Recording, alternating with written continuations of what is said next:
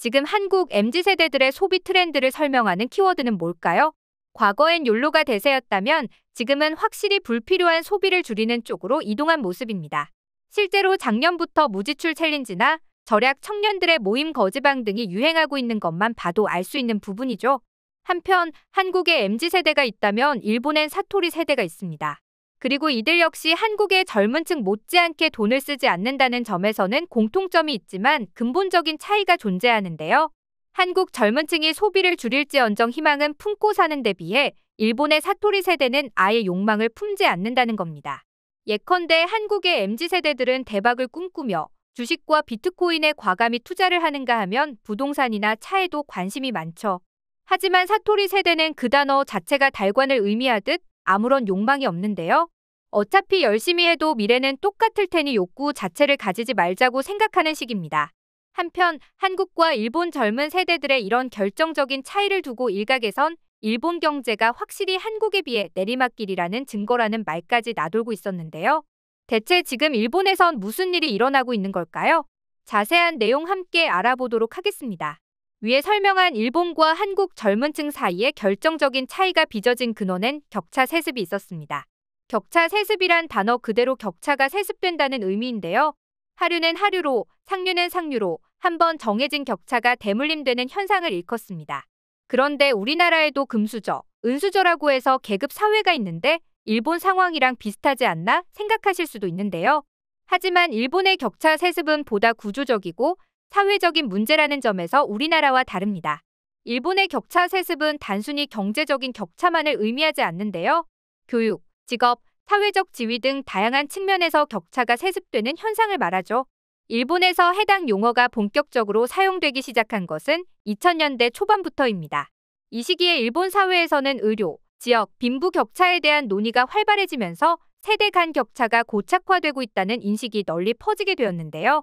부모의 사회적 지위와 경제적 상태가 자녀에게 그대로 물려져 계층 이동이 점점 더 어려워지고 있는 상황이 심각하게 대두된 겁니다. 예를 들면 고소득층 가정의 자녀들은 더 나은 교육을 받을 수 있는 기회를 많이 가지며 이는 다시 더 좋은 대학과 직업으로 연결되는 시기였는데요.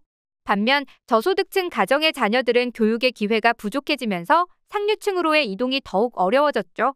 그런데 이쯤에서 이런 의문이 생기실 수 있습니다. 기업을 물려주는 것도 아닌데 자식이 공부를 열심히 하지 않으면 세습이고 뭐가 의미가 없지 않나 라는 의문점인데요.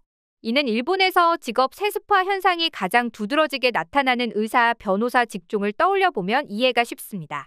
일본의 명문 사립대학 의대나 치대는 엄청난 학비로 인해 저소득층 가정에서는 진입이 거의 불가능한데요. 즉 고소득 가정에서 자녀에게 더 많은 교육적 투자를 할 수 있기 때문에 세습에 용이하다는 거죠. 하지만 이보다 더 직접적이고도 명확한 이유가 따로 있습니다. 일본의 명문 사립학교들이 채택하고 있는 에스컬레이터식 시스템이 바로 그것인데요. 예를 들면 우리나라의 연세대로 치면 연세 초등학교, 중학교, 고등학교가 있어서 상류층 자녀들이 명문대에 자동으로 진학할 가능성이 보장되는 식입니다. 말 그대로 초등학교에 입학하는 순간부터 자동으로 대학 입학 확정이라 에스컬레이터식 시스템이라 불리는 거죠.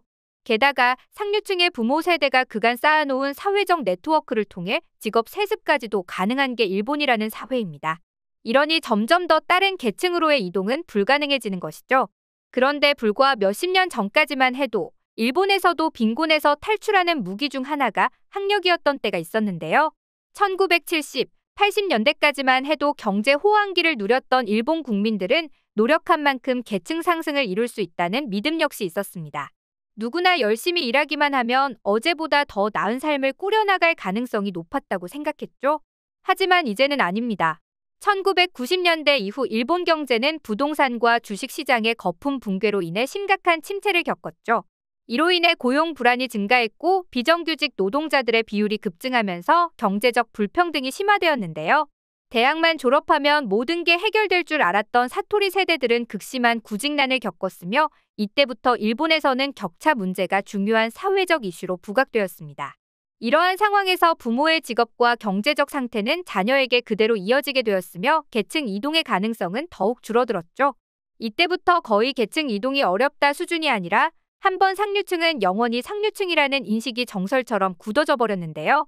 그 결과 오늘날 일본의 젊은 세대들이 모든 희망을 잃어버린 채 욕망을 포기하고 살게 된 것입니다. 일본 청년들이 한국과는 완전히 결정적인 차이를 보이게 된 것도 이 때문인데요. 내가 노력해봤자 올라갈 수 없다는 결론을 내리면서 많은 청년들은 미래에 대한 희망을 갖지 않게 된 것이죠. 이들은 경제 침체와 불확실한 미래 때문에 미래를 계획할 필요성조차 느끼지 못하고 있는데요. 일본 내에서 아르바이트만 전전하는 프리터족이 늘어난 것도 이런 맥락에서 풀이해 볼 수 있습니다.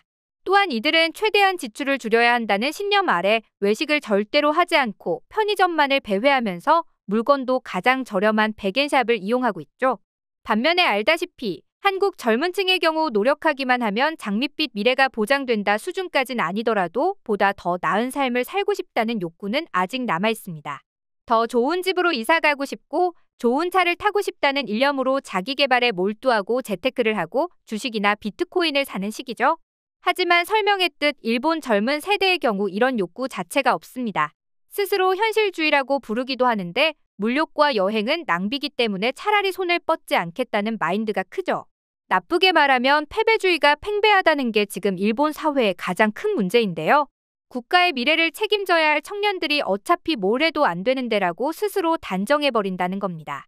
실제로 이런 생각이 어느 정도 현실이기도 하죠. 어차피 열심히 해도 내 미래는 크게 바뀌지 않을 테니 야망, 욕심 모든 걸 내려두고 노력과 충돌을 피하면서 살아가는 겁니다. 한편 일본에선 1인당 국민소득 한일 역전에 대한 칼럼이 발표됐는데 이에 대해 일본인들은 이제 자포자기하면서 자신들의 형편을 자주 섞인 시선으로 바라보고 있었습니다. 해당 칼럼 밑에는 일본의 1인당 GDP가 망가졌어. 이제는 선진국도 아니야. 비정규직이 40%인 일본에서 시급 1000엔 정도로 생활하는 게 현실이야. 이제 더 이상 한국이랑 비교하는 게 무슨 의미가 있을까 싶어. 이미 일본은 여러 면에서 한국어 뒤처지고 있잖아. 왜 일본 최저임금이 한국 이하인가? 이제 그런 고민조차 사치다. 지금 일본은 가난한 관광객만 오는 가난한 나라가 되어버렸다. 잃어버린 30년을 되찾으려면 개혁이 필요하다. 같은 한탄 섞인 댓글들이 줄을 이루고 있죠. 이런 일본인들의 자포자기한 심정을 대변이라도 하듯 2024년에 진행된 설문조사에 따르면 일본 청년들 중 자국의 미래가 좋아질 것이라고 생각하는 비율은 15.3%에 그쳤는데요. 이는 조사 대상 국가 중 가장 낮은 수치로 일본 사회가 격차 세습 문제로 인해 얼마나 큰 사회적 위기를 겪고 있는지 적나라하게 보여주는 대목이었죠. 게다가 알다시피 일본에는 세습 정치인들이 많아 문제 해결이 더 어려운 게 현실입니다. 일본 정치계는 보통 자녀에게 선거구를 세습하는 식으로 후계를 이어가고 있는데 정치가 일종의 가업인 셈이죠. 2018년 기준 중의원 전체의 약 23.4%가 세습 의원이었으며 집권 자민당으로 범위를 좁히면 무려 3분의 1 수준이었는데요.